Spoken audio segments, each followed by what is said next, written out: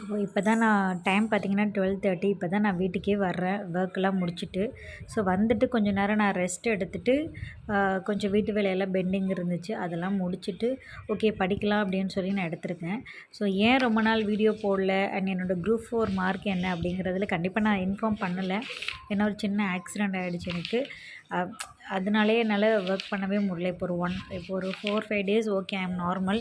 So அதனால தான் இனிமேல் கொஞ்சம் ஏன்னா இந்த ஒரு 1 மந்த்து ஜாபுக்கு போயிட்டே இருக்கிறதுனால என்னால் படிக்கவே முடியல. இந்த சின்ன சின்ன இன்சிடெண்ட்டுங்கிறதுனால சுத்தமாக யூடியூப் பக்கமும் வரல, வீடியோவும் போட முடியல. ஸோ குரூப் 4 மார்க் பொறுத்த வரைக்கும் என்னென்னு பார்த்தீங்க அப்படின்னா ஆர்டர் கிட்ட வந்துட்டேங்க. நான் ஆல்ரெடி மார்க் நிறைய இடத்துல சொல்லியிருந்திருப்பேன் ஓகேங்களா. அதை விட எனக்கு கம்மி மார்க் தான் வந்திருக்கு. எனக்கு அந்த சிவி லிஸ்ட்டில் கூட என்னோடய பேர் வரல. ஆக்சுவலி ஏன் அப்படின்னா நான் ஆல்ரெடி சொல்லியிருப்பேன். நான் வந்து அந்த டாட் வந்து எக்ஸ்ட்ரா ஒன்று வச்சுட்டேன் அப்படின்னு சொல்லிட்டு. ஸோ அதுக்கு எனக்கு மார்க் மைனஸ். ஒரு கொஷினுக்கு 2 டாட் வச்சுட்டேன் லாஸ்ட் டைமில். இந்த செக் பண்ணி எக்ஸ்ட்ரா எழுதாததெல்லாம் வச்சுருப்போம் பார்த்தீங்களா, அதை வந்து நான் மிஸ்டேக் பண்ணிட்டேன். ஸோ அதில் எனக்கு மார்க் மைனஸ் பண்ணிட்டாங்க. ப்ளஸ் அங்கே இருந்த அந்த மேடம் சொன்னாங்க, நான் கேட்டேன் எப்படி இதை கால்குலேட் பண்ணி போடுறது, 201 வருது எனக்கு அப்படின்னு. அவங்க 200 தான் நீங்கள் போடணும் அப்படின்னாங்க. ஸோ இது ஃபுல் என்னுடைய அலட்சியம்தான். நான் லாஸ்ட்டு மினிட்ல இதுக்கான வீடியோஸ்லாம் நிறைய வந்துச்சு, எப்படி ஓஎம்ஆர் ஷீட்டை இது பண்ணணும்னு.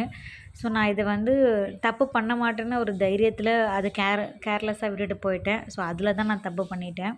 ஸோ எனக்கு மோர் தென் கிட்டத்தட்ட 10 மார்க் கிட்டத்தட்ட போயிடுச்சு. ஏன்னா அந்த இதில் மார்க்கு 5 மார்க்ஸ் எனக்கு போயிடுச்சு. ப்ளஸ் அதுக்கப்புறம் கீழே இந்த ஆட் பண்ணி போடுவோம் பார்த்தீங்களா, அந்த ஆட்லேயும் போயிடுச்சு, டோட்டல் ஆட்லேயும் போயிடுச்சு. இந்த மாதிரி ஐ திங்க் எனக்கு இதில் தான் மார்க் போயிடுச்சின்னு நினைக்கிறேன். ஏன்னா எனக்கே தெரியுது அதுதான் நான் பண்ண மிஸ்டேக்ஸ் அப்படின்னு சொல்லிட்டு. ஸோ அதுவும் எனக்கு எக்ஸ்பிளைன் ஓகே பாஸ்ட் இட். அதுலேருந்து நான் வெளில வரதுக்கே கொஞ்சம் டைம் எடுத்துக்கிட்டேன். ஓகே அதை பற்றி ரொம்ப பேச வேணாம், நம்ம நெக்ஸ்ட்டு மூவ் ஆன் பண்ணிவிட்டு போயிட்டே இருக்கணும். இன்னொன்று எனக்கு அதை பற்றி கவலைப்படுறதுக்கான நேரம் கூட உண்மையிலே இல்லை. ஜாப் போயிட்டுருக்கறனால ஒர்க்கு வீட்டில் கண்டினியூஸாக இருக்குது. அதனால தான் எனக்கு அதுக்கு எந்த வீடியோவும் போடவே முடியல. ஸோ இப்போ தான் இனிமேல் தான் கொஞ்சம் இப்போ தான் நான் படிக்க கொஞ்சம் கொஞ்சமாக ரீஸ்டார்ட் பண்ணியிருக்கேன். சரி ஓகே இந்த வீடியோஸ் கூட என்ன நான் மோட்டிவேட் பண்ணுறதுக்காக, ப்ளஸ் நிறைய பேர் என்னோடய வீடியோஸ் பார்த்துருப்பீங்க ஆல்ரெடி. நான் என்ன மார்க்குன்னு தெரிஞ்சுக்கிறதுக்காக இருந்திருப்பீங்க. ஸோ அவங்களுக்கு யாருமே நான் இன்ஃபார்ம் பண்ணாமல் இருக்கக்கூடாது அப்படிங்கிறதுனால தான். ஸோ அகெயின் வந்து எனக்கு இப்போ மேக்ஸிமம் ஒரு நாளைக்கு 2 ஹவர்ஸ் தாங்க டைம் கிடைக்கிது. அதுவே ரொம்ப கஷ்டம்தான். பட் அந்த 2 ஹவர்ஸை நான் கரெக்டாக படிக்கணும். கண்டிப்பாக படித்ததை, ஏன்னா இவ்வளோ தூரம் வந்துட்டோம். இது நம்ம அகெயின் வந்து கிவ் அப் பண்ணவே கூடாது. ஸோ அந்த ஒரு ரீசனால தான் நான் வந்து அடுத்த நெக்ஸ்ட் எக்ஸாமுக்கு நான் படிக்க போகிறேன். அண்டு இன்னொன்று சொல்லிக்கணுன்னா இதுதான் என்னுடைய லாஸ்ட் எக்ஸாமாக இருக்கும் எனக்கு தெரிஞ்சு. ஏன்னா இதுக்கப்புறம் கண்டிப்பாக நான் ட்ரை பண்ணவே மாட்டேன். ட்ரை பண்ணவும் கூடாது. நான் அந்த ஒரு கான்ஃபிடென்ட்டோடு இருக்கணும். ஏன்னா இந்த எக்ஸாம்ஸ் போனதை பொறுத்த வரைக்கும் என்னுடைய மிஸ்டேக் தான். 100% நான் அதை அக்செப்ட் பண்ணிட்டு தான் ஆகணும், ஒத்துக்கணும். நான் இல்லை அப்படி இல்லைன்னு நான் சொல்ல விரும்பலை. என்னோடய தப்பு. அதுதான் காட் கிரேஸுன்னு மாதிரி பாருங்கள். கிரேஸுன்னு இல்லை, என்னோடய இது அன்லக்குன்னு சொல்லணும். நல்ல எக்ஸாம் எழுதி கடைசி நேரத்தில் வாய்ப்பை விடுறது வந்து இப்படி தான் எனக்கு. ஸோ ஓகே போனது போகட்டும். நான் ஏன்னா எக்ஸாம் முடிஞ்சு ரொம்ப நாள் ஆகிடுச்சு. திருப்பி அந்த மார்க்கை பற்றி ஒரு ஸ்டோரி மாதிரி நான் போட்டு சிம்பத்தி க்ரியேட் பண்ணிக்க விரும்பலை. அதனால நான் வந்து இதை ஸ்டாப் பண்ணிடலாம் இதோட. ஸோ நெக்ஸ்ட்டு வந்து நம்ம ரீஸ்டார்ட் பண்ணுறோம். நான் ரீஸ்டார்ட் பண்ணுறேன். நீங்களும் படிக்கலைன்னா கண்டிப்பாக கிவ் அப் பண்ணாமல் படிங்க. எனக்கு தெரிஞ்சு இதுதான் என்னுடைய லாஸ்ட் எக்ஸாமாக இருக்கணும் கண்டிப்பாக. நான் போட்ட அவ்வளோ ஹார்ட் ஒர்க்குக்கும் வரப்போகிற எக்ஸாம் வந்து கண்டிப்பாக ஒரு நல்ல ரிசல்ட்டு கொடுக்குன்னு நினைக்கிறேன்.